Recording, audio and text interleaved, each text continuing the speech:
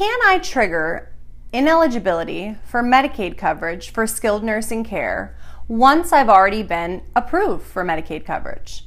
The answer to that question is an emphatic absolutely. Let me give you an example. I had a client of mine today ask me a question regarding the sale of a vehicle. In this situation, this gentleman was already approved for Medicaid, was already in the skilled nursing facility, and Medicaid had already been paying for skilled nursing care for several months. He was in the position where he had a vehicle. That vehicle he was obviously getting no use out of because he was in skilled nursing care and could not drive. So his daughter wanted to know if it would be a possibility that he could either sell the vehicle or give the vehicle to her. In that sort of a situation, you absolutely would not want to do anything with the vehicle, not sell the vehicle or give it away. The reason being is that Medicaid eligibility is reviewed on an ongoing basis.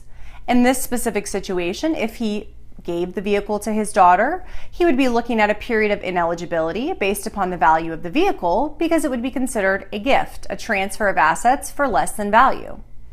Well, what if he sold the vehicle? That wouldn't be considered a gift. Well, no, it wouldn't, but in that sort of a situation, the money that he would receive as a result of the sale of the vehicle, in this situation $20,000, would also trigger ineligibility for Medicaid coverage due to the fact that he would now be over the above threshold, which is $2,000, which would then make him ineligible for Medicaid coverage. So in this specific situation, what you would do is you keep the vehicle. You can store it hopefully at a relative or a family member's house free of charge, and then the vehicle will still have its exempt characteristic and will not be counted against you for Medicaid coverage purposes, but you also are assured that your vehicle is secure. These are just some things that you want to think about once you've already received approval for Medicaid coverage, because the Department of Children and Families is allowed to continually review financials at least for 1 year from the period of eligibility all the way through the review period after that initial year.